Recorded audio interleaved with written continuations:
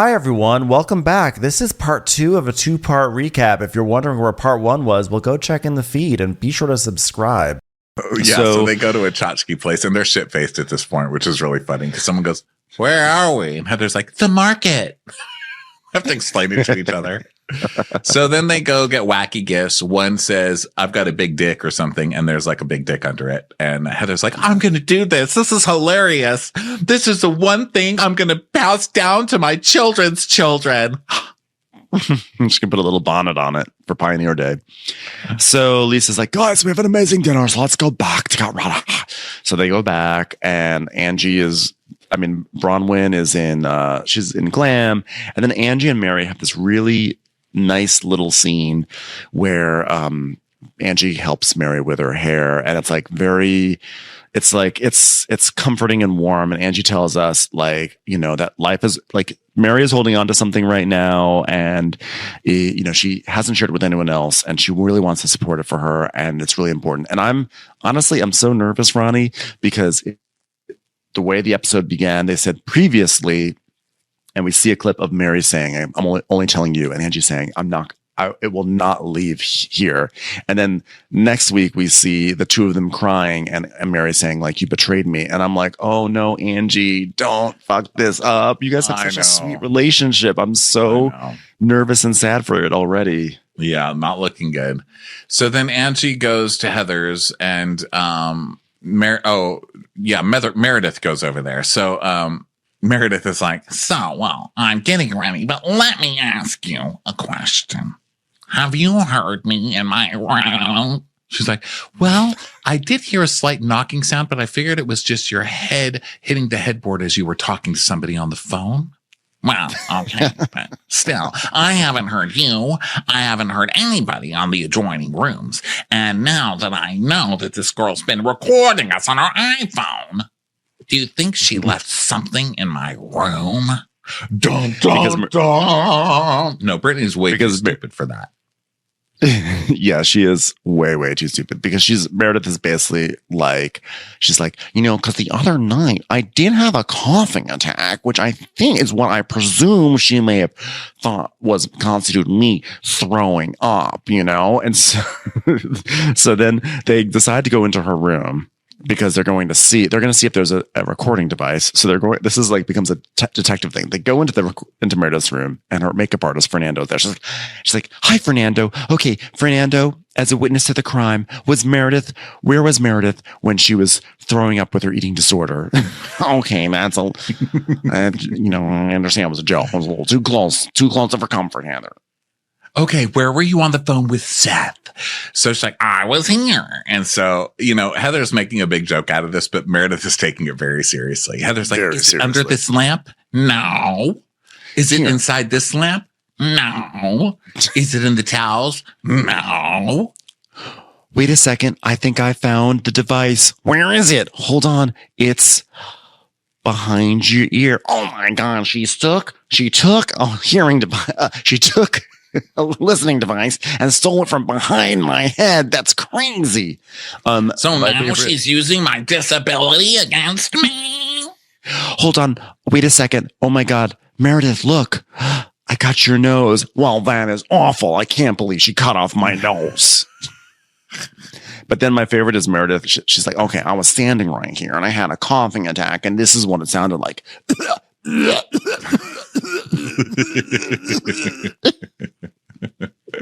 Well, clearly she's very good at what she does, because there's zero sign of recording devices in here. Well, it just makes no sense. It just makes no sense. "Well, say nothing in this environment until you know it's clean." She's like, "Okay, good thinking. They're listening in." So now they go to this dinner, and Lisa's like, "After the craziness of today, I want tonight's dinner to be totally different. So we're dining in elegance with peace and quiet." "I just want to clear up what was thrown out today in the Sprinter van, because obviously things went left and Brittany sort of became the topic, but we didn't finish the first argument." Well, at least we're still dining in elegance. So Andy's like, yeah, I don't really feel like I got to address the conversation that you brought up, Bronwyn. It was messy. It didn't come out clearly. And I don't know if it's weirder that you spun the story or that you like said it and that you went running to Lisa with it, or that you didn't put Suzuki on top of it before you did that. And you put me and Whitney in a bad position, and Heather also, because she was sitting there and she is not even Greek. No, I did not. Lisa and I were trying to clear up what was happening between us, and I didn't say that to her. I didn't say, I'm trying to cause a problem between you and Angie. I didn't run to her with any issue of yours. I just merely said that you said that Lisa was probably the worst person in this group. That's all I said, because you said it. Mm-hmm. And Braun was like, no, Angie, no. Shaking no, his head violently. I let you talk. Let me talk. I let Angie talk. Now. So let me Braun was talk. Talking now. Okay. I said my own shit with her first. And I said I was not nice. And I said, I didn't think that you were that supportive. I said it about myself. But Bronwyn, you did it at my expense. It's like, let me finish. Because whether I meant to be nefarious during our conversation. Wait, what is that? Is that Greek? Nefarious. Yeah, it means evil, conniving. Thank you. I don't have my Google app with me right now. And then Bronwyn just keeps a straight face like these fucking idiots. Hey, if it feels like you felt guilty about something that was said in that conversation, and then you ran to Lisa to clear it before we had a chance to talk to Lisa about it, you got there first. No. That's not fair. No. We were going to throw you under the bus, but you threw us under the bus. I don't like that. Well, it's convenient that you waited. Wait a minute. You waited until we were gone to have that conversation. And then Angie's like, I do too. But I was like, I don't. It's between Lisa and I. So I wanted a moment with her myself to throw you guys under the bus. It doesn't work the same way if we're all together. Yeah. So I just went to Lisa and told her that you accused me of lying about Todd's affair. So then Heather mouths. And Heather's mouthing two-faced to Whitney. And Whitney's like, yeah. What does that mean, though? How can you have two faces? Because you only have one head. So Bronwyn is like, I know that they don't appreciate that I went to Lisa, but this has nothing to do with them. This is about Lisa and I getting clear and getting on the same page. And I'm not going to get twisted into thinking that I've done something wrong here. But you did the classic thing, which is like when people break up, is that you went and you complained about someone and they're like, sure, I guess we're going to pile on. And then you go right back to that person and then you reconcile. And the people who pile on look like dicks.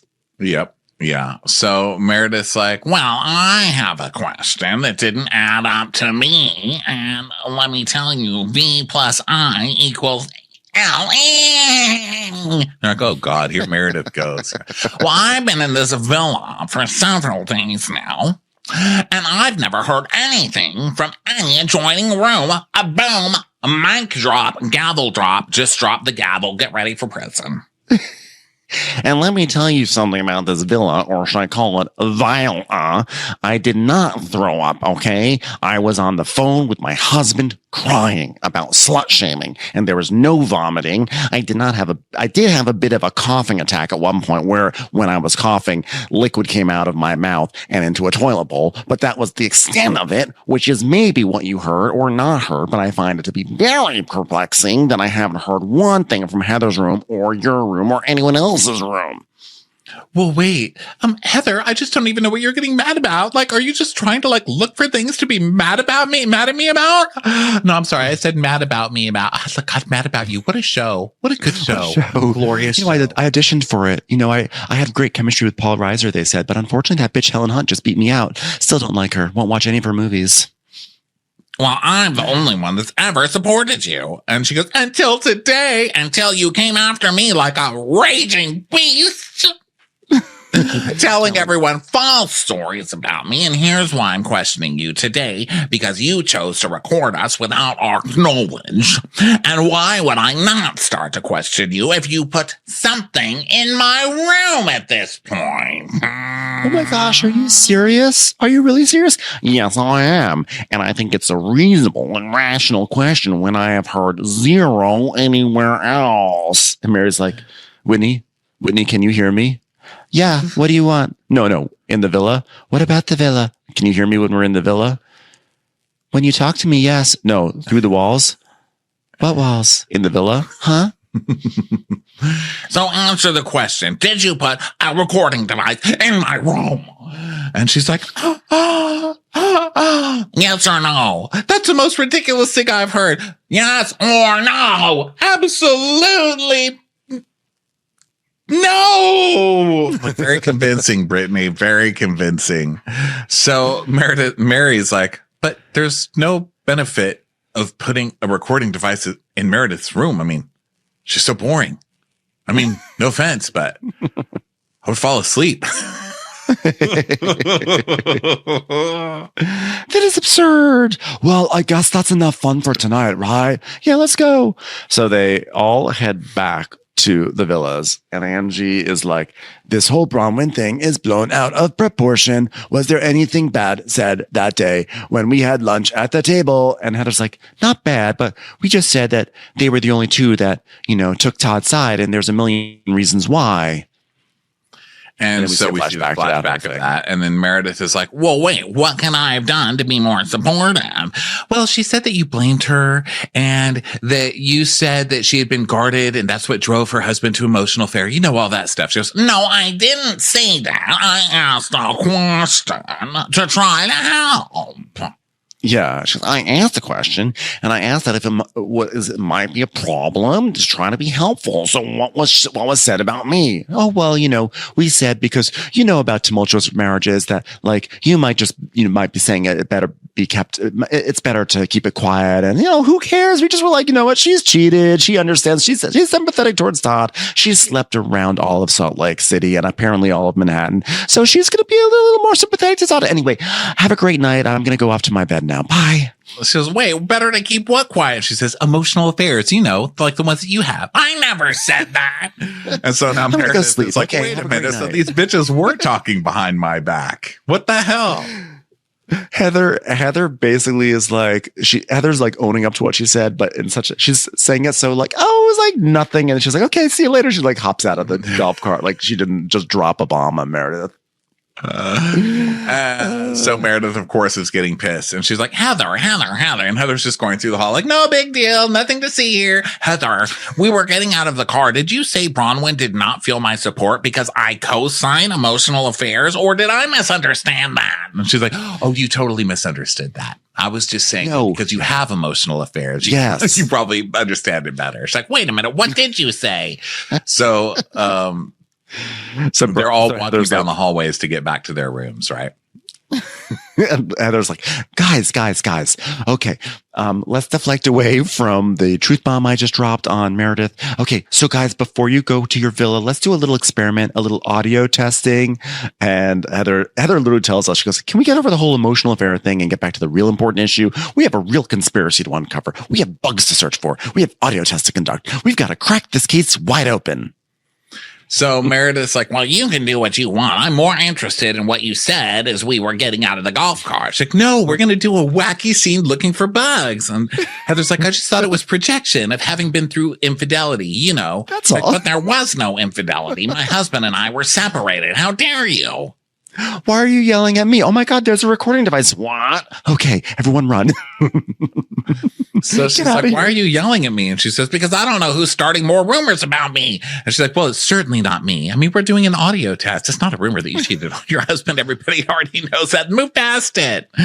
I'm not interested. I'm going to bed. I've had enough of the lies from everyone. Get your story straight. Treat me with kindness and respect. And Meredith's like, what did you say, Heather? She's like, Heather's like, don't look at me like I didn't say anything. Don't look at me. I didn't say anything except that, you co-sign emotional affairs because you had emotional affairs because you have infidelity. That's all I said, Meredith. Well, don't tell my story. I don't co-sign on affairs and infidelity. And Mary's like, wait, who are you talking to? Meredith just walks to her room. So she goes into her room and Lisa comes in with her. And Heather's like, she just lost her mind. She lost her mind. I don't know what to do. So now we cut to Lisa and Meredith in the room and they're standing kind of by the door, like the little corridor by the front door. And all the other girls are listening to this clear as day. And Lisa's like, what happened? Well, what happened is they're all talking shit and I'm not going to let them offend me anymore. And I've had enough. And I offer my own experiences just as a way to give support, which I think to me is a big deal. And I didn't have to open up to anybody. I mean, just like you don't have to open up to anybody. And Mary just goes, no wonder Brittany heard her. Because you can hear them right in the hallway. You don't need a damn listening device. Brittany was doing what Whitney is currently doing, which is standing at the door with her ear to it.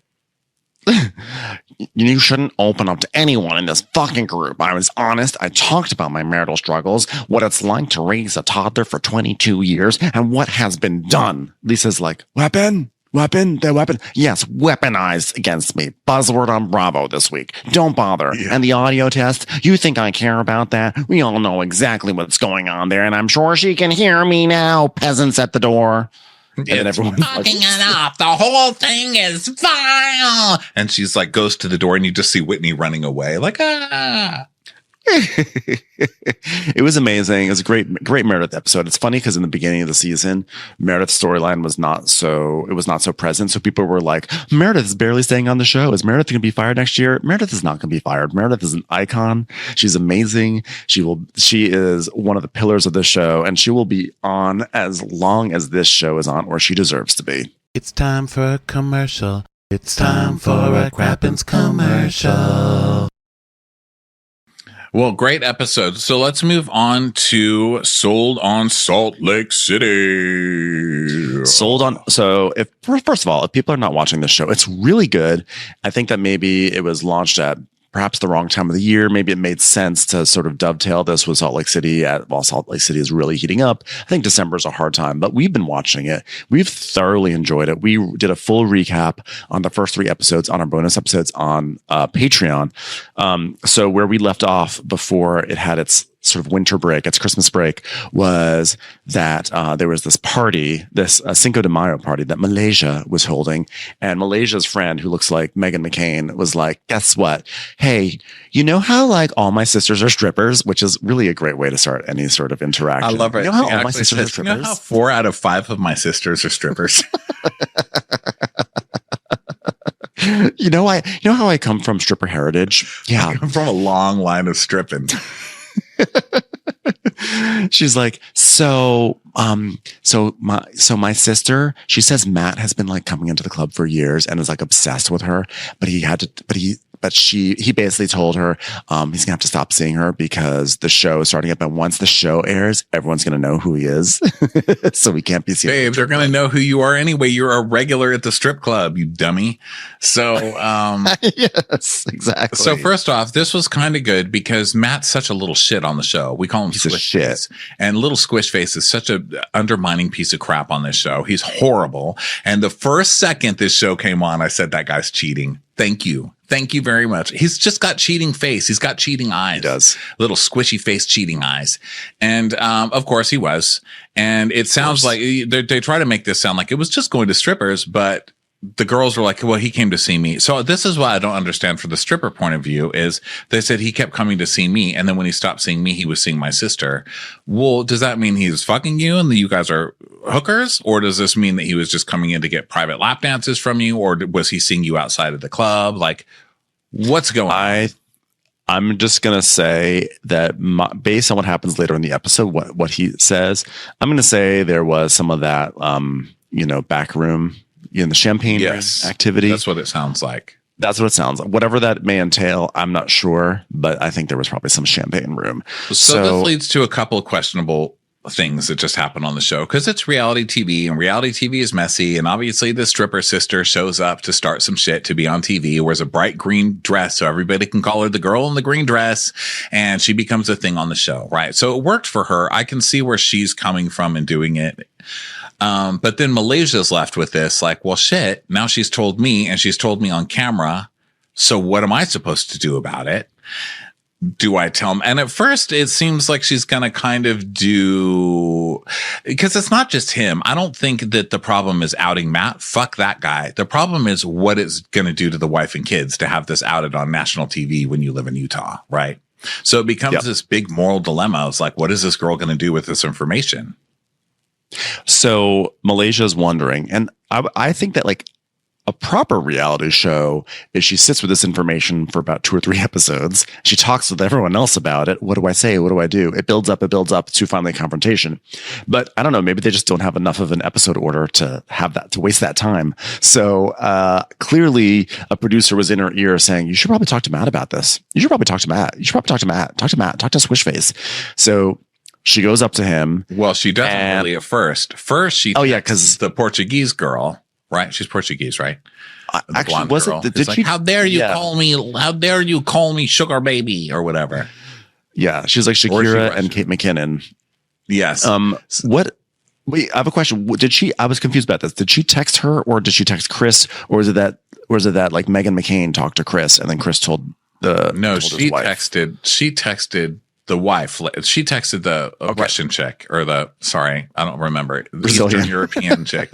And she texted her and was like, oh my God, you won't believe what's going on. Right. She texted somebody else about it to where they're like, it was very God. quick.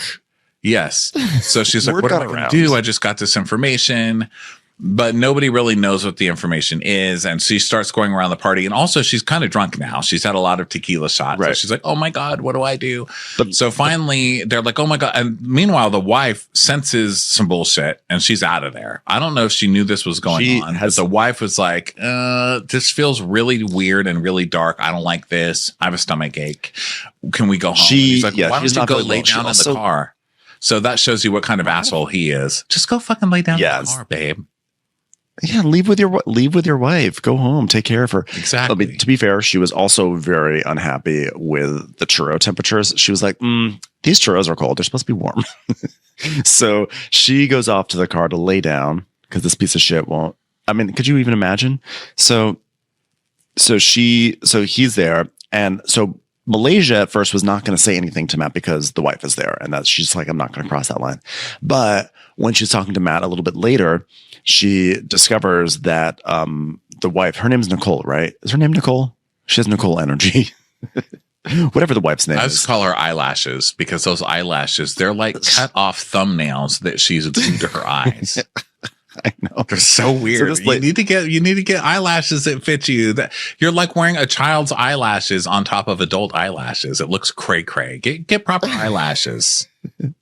Her name is Nicole. So Nicole has actually driven home because she's like, she probably realized, why the fuck am I lying down in this car? I'm just going to drive home. Shit. Well, when she got into the car, you saw her press on the brakes, which, I mean, I guess you could do while you're getting comfortable in the car, but I was like, no, that's what you do when you're ready to put the car in. She's like, I'll lie down in the car in our own driveway.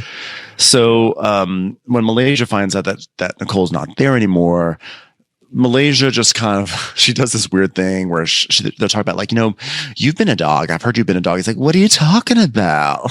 Come on, man. What are you talking about? She's like, you know what I know. He's like, what are you talking about? Listen, dude, you know you're holding onto a scandal and you're on reality TV and these things always come to the surface. And the fact that he should have just said, I think I know. He should have just said, I think I know what you're talking about.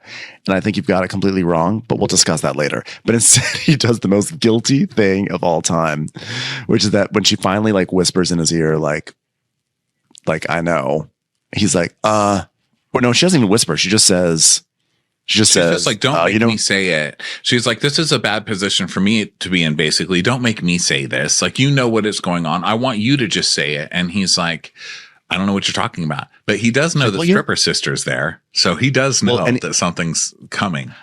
I wonder if he realizes that she is related, because then she finally has to say, well, you know how like the green dress girl who looks like Meghan McCain, you know how she comes from a family of dancers? He's like, huh? Dancers. He's like, huh?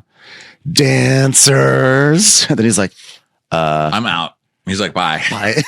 It's like, see ya.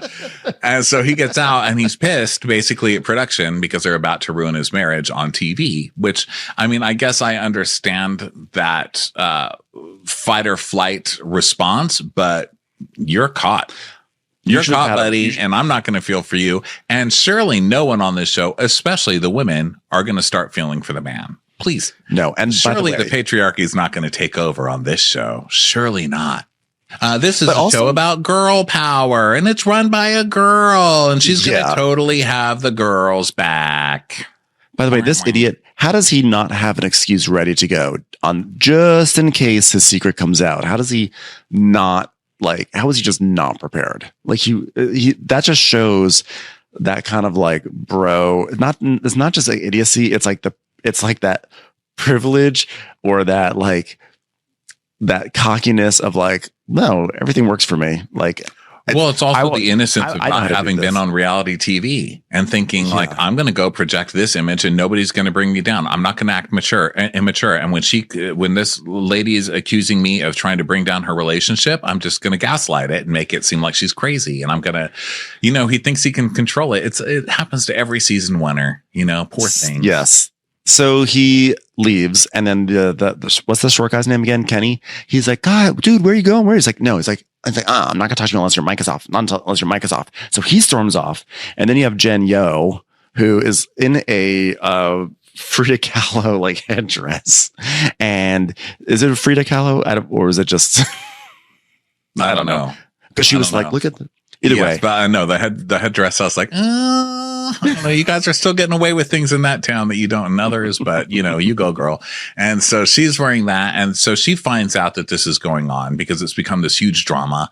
And she's like, "Wait a minute, what? I don't believe it. Matt would never do something like he's Matt. He's just a gorgeous person who fails at everything, but still somehow is given everything he wants. I just don't believe he would do this." Yeah. She's like, no, I really don't. No. And so now she's like mad at Malaysia. And then Tina comes over and she's like, yeah, that sucks. But now you see how like a rumor can actually really like can be really devastating. And like, honestly, he did it to me. So I honestly just don't feel bad. And Tina's rubbing her hands. She loves this. She loves that this has happened. She's like gleeful that this happened to Matt, which is, okay, but it's also kind of tasteless. I mean, at the moment, like it just happened, his wife is going to be fucked, and she's like, good. So Jennifer gets mad at her, and then she gets mad at Malaysia for doing it on camera. Basically, she doesn't say that, but the implication is like, why would you do this on camera to somebody? Like Matt is, we're on the same team.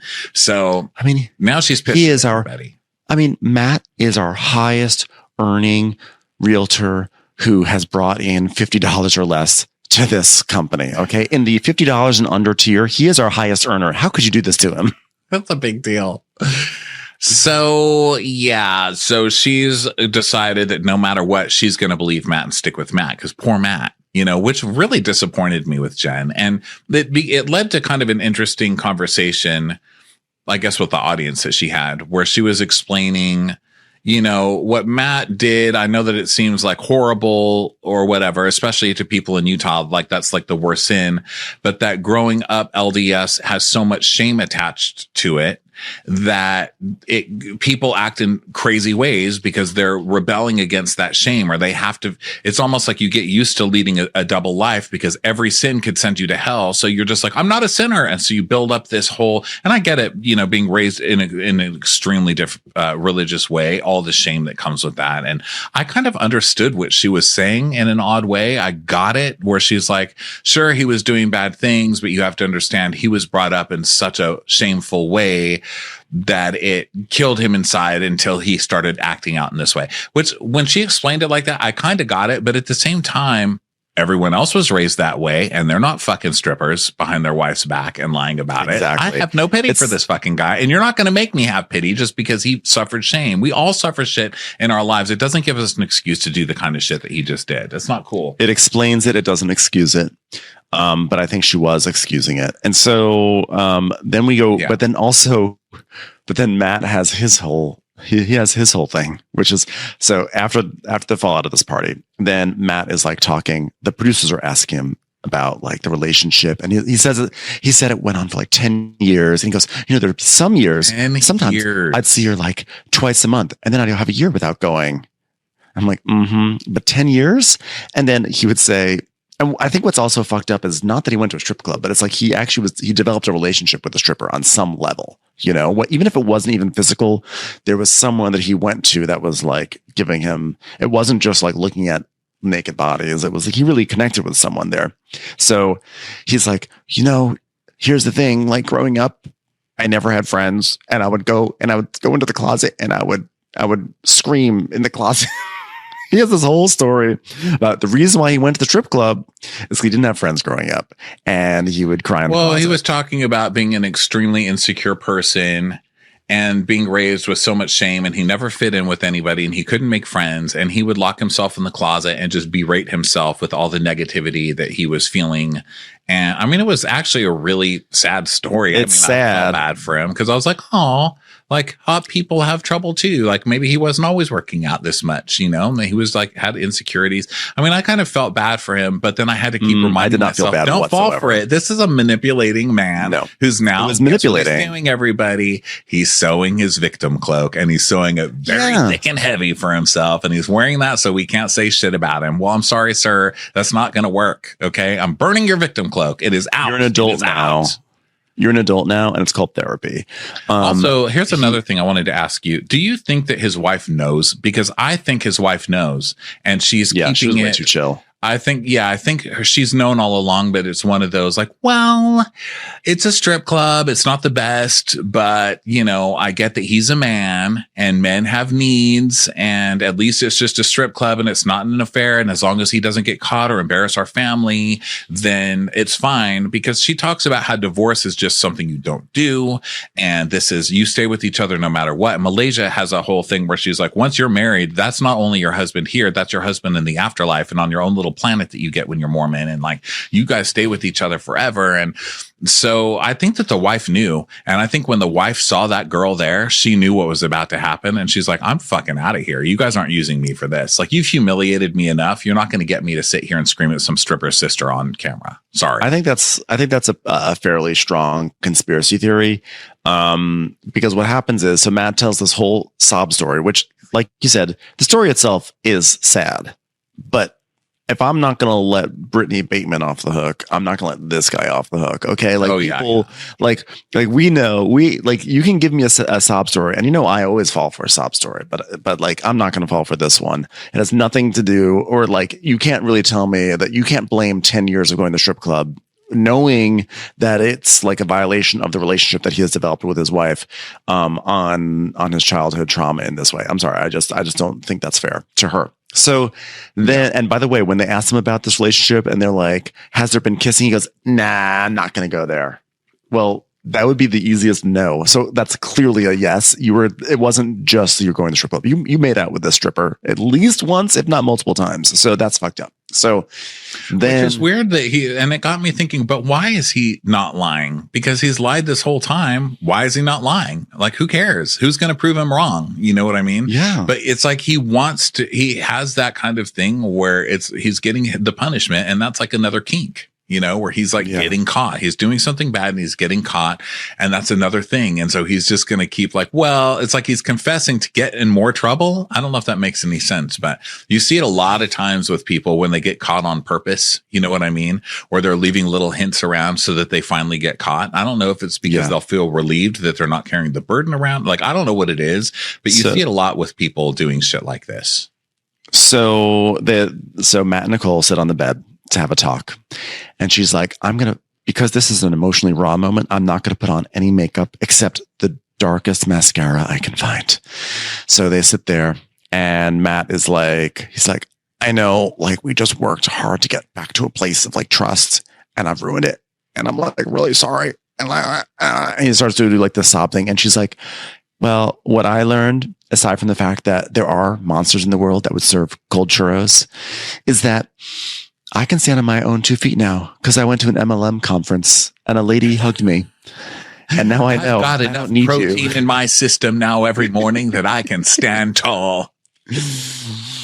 Because guess what? Not only can you pack your bags and go, and I don't have to pack my bags because I've got Go-Gurt. That's right. I'm now selling Go-Gurt 5 for 1, or you can have a monthly plan. I'm going to Go-Gurt MLM. I forgot to tell you that. Anyway, I can support myself now. I don't need you. But I am probiotics. And then she tells us, and I actually have liked Nicole, but then she tells us, I mean, stripping is not illegal. I wish it were. I don't think that women should be able to sell their bodies for money, but whatever. It is what it is. I'm like, excuse you. People can do whatever they want with their fucking bodies. So then, of course, then she's like, because then she's like, well, why wouldn't you have told me? If there weren't men like your husbands, there would be no need to sell their bodies. There would be no market for it. So please, let's keep the guilt in the house. Okay, ma'am. So then she's like, I just wish you would have spoken to me about it, about like what you were going through. I wish you would have come to me. He's like, I didn't. And she goes, you didn't want to? He goes, it was the fear. It was the fear because of it. I didn't want to come to you. And she's like, listen. Well, yeah. And also, who's going to come and be like, hey, honey, I'm going to strip clubs and having emotional affairs with strippers at the very least. Okay. How was your day? You don't want to stop doing it. That's why I didn't tell you. He was like, I thought I could fix it by myself. And she goes, that is like what Satan always does. He like puts terrible thoughts into your head and makes you think that you can take care of it yourself, but you can't. You have to tell your wife. Yeah. Satan hates teamwork. The only thing worse than teamwork, strippers. Satan loves strippers. Yeah. So basically, we don't really know where they. Here's the thing, though, with all of her, I don't need you. I can stand on my own 2 feet. I'm like, you are not leaving this man. So cut the platitudes. I can just tell she's not going to leave this man. And I almost, and you have to have sympathy for that too, because they've got how many 4 kids or something. It's like, yeah, she's like, what the fuck? I don't think, I don't even think she was saying she was going to leave. I think she was just saying like, I could. Like, this is your warning, because guess what? I could do it on my own, but right. Like, well, we don't know. We don't trust back. It's so hard. Oh, it just made me hate him that he's sitting there crying, making it about himself when he just did this. So this guy's a total piece of shit, right? So I thought, well, at least he's kicked down, and now there's going to be a little humility added to the mix, because this guy's plainly an asshole. Nope. Sure enough, Jen Yo calls everybody into the office for a meeting. They all get this text, and it's basically like, okay, everybody, we need to go because of something that transpired at Cinco de Mayo. And we're going to talk about this, how we've disrespected a male in our office. And the full C-suite is there. So it's not just Jen. It's also like her CFO and some guy wearing an American flag tie. So they hand out this like code of ethics. And she's like, Kenny, no, she goes, could someone please read Code of Ethics bullet point 51B, C? And everyone raises their hand. She goes, Kenny, you read it. And so he reads it. It's like, thou shalt. He's like, thou shalt not talk about strippers that Matt has seen, or whatever it was. It was like, yeah, it was basically like, we cannot, she's basically accusing them. The way it was worded was like, you're purposely bringing something up on camera against someone in our firm that's going to make the firm look bad. So you guys shouldn't be bringing stuff up that's going to make the firm look bad. Well, he shouldn't be doing it. I mean, listen, he shouldn't be doing it. And also they didn't bring it up on camera. The stripper sister did. So where's she in this meeting? That's who you need to be having a meeting with. And also at the end of the day, it's Matt who did this. So sorry, where's the rule against like, hey guys, we live in Utah, and if we're going to keep a decent relationship here, we can't be fucking around on our wives with strippers and getting caught. Yeah. So we need to stop getting caught. We need to stop doing the behavior. I mean, I wouldn't love that either, because it's none of your fucking business what people do outside the office, but you can't blame other people's reaction to his sin and get mad at the sinner. What the fuck? Yeah. Yeah, exactly. Like, I understand from a leadership point of view, you want to gather everyone together and say, look, we are a team and we have to have each other's backs, because the moment we have discord, that's going to be bad for the business. But the problem is, as what's her face mentions, I forgot her name, the Brazilian girl. She's like, yeah, Brazilian, except that like a year ago, what'd you say? Brazilian. Thank you. Yeah, I couldn't remember. Yeah. She was like, by the way, a year ago, I was basically slut shamed for all sorts of stuff. And then Tina's like, yeah, and I was also the victim of rumors. And like, it would have been nice if this meeting had been held then. So it's like they're only standing up like for there was the a total double standard. And he's sitting back there and he's smirking. Matt is just like smirking. Like, he's smirking. Yeah, whatever. Well, and also just to expand on what you just said, that girl was saying, I was slut shamed a year ago. Matt went to my clients and people and was telling them that I was just some gold digger. I was just some girl sleeping with a rich guy, which we hadn't heard yet. Right. And so that was one. And she's like, nobody cared about that. She didn't bring it up. She let it slide because she didn't want to cause waves. Yeah. She's like, so we're only standing up for the men here. And Matt's just like, well, it's not that it's not about me, guys. It's clearly about you. The rule is worded to be what happened around it. The party was even mentioned, sir, and you were the only drama there. It's clearly about you. Fuck off. Why are you even talking right now? So he's like, well, guys, she's right. And then she's basically taken aback that the women have just called her out, but she's sticking to her guns. And she goes, I'm just talking about everybody, guys. So we all have to be aware of this stuff. No. You're sticking up for the wrong person. And if anybody's ruining your company, it's you with this bad, stupid, anti-women decision making. Shame on you.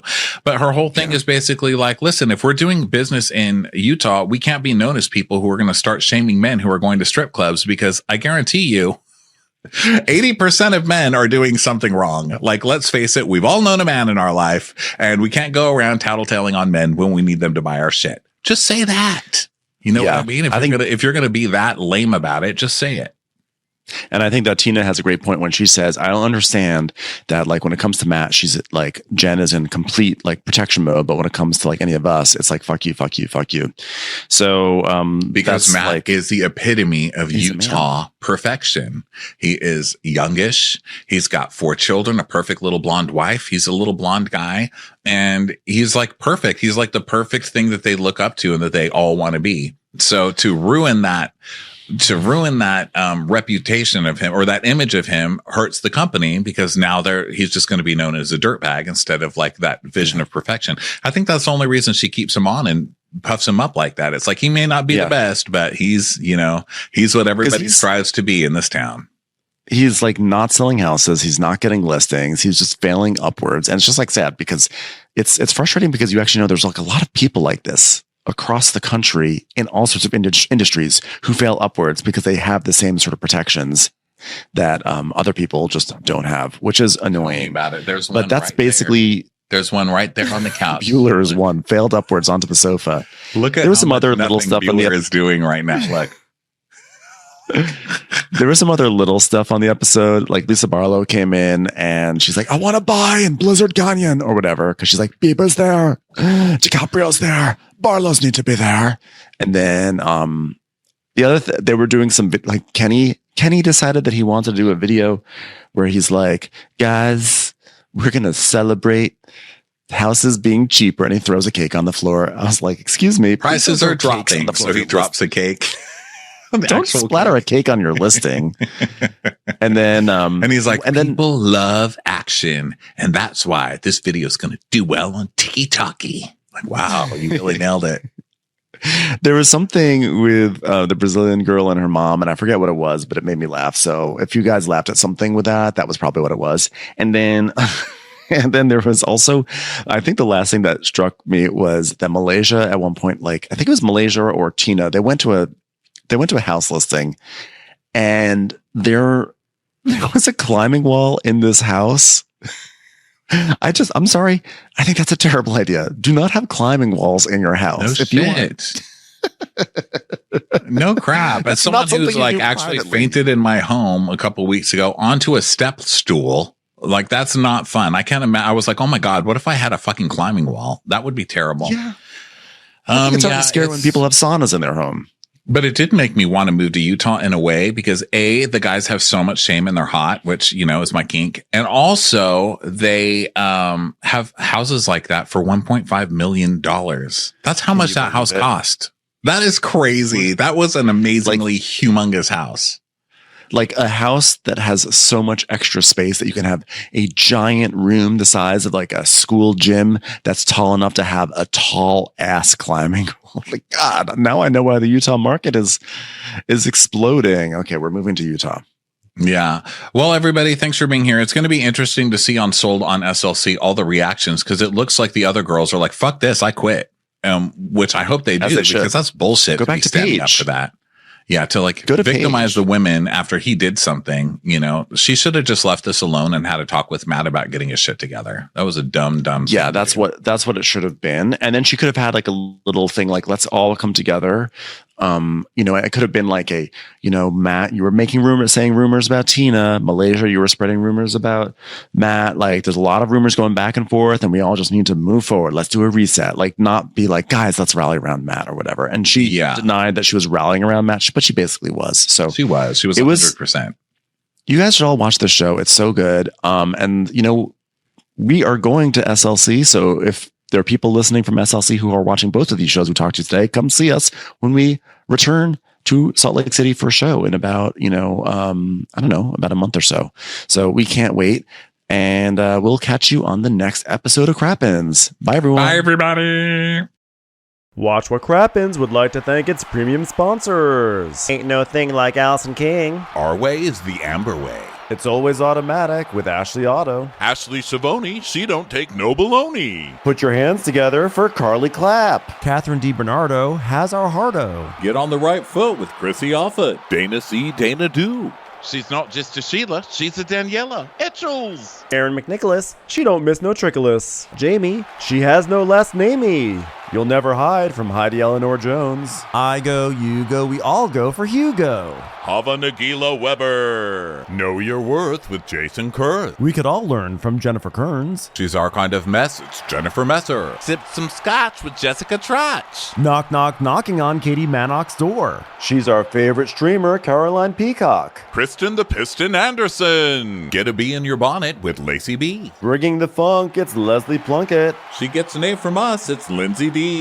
Let's give a kisserino to Lisa Lino. Fresh as a daisy, it's Maisie McHenry. We love her on the rocks. It's Melissa Cox. Megan Berg. You can't have a burger without the Berg. This is Livin' with Michelle Vivian. I love ya, Olivia Williamson. Tastier than Flanderson, it's Rachel Manderson. Have a heck of a time with Rebecca. She sure is swell. It's Raquel. Yes, we canna, it's Savannah. Cast a spell with Shannon Spellman. The Bay Area Betches. Betches. And our super premium sponsors. She's VVIP, it's Amanda V. Somebody get us 10 cc's of Betsy MD. She's got a leg up. It's Beth Ani.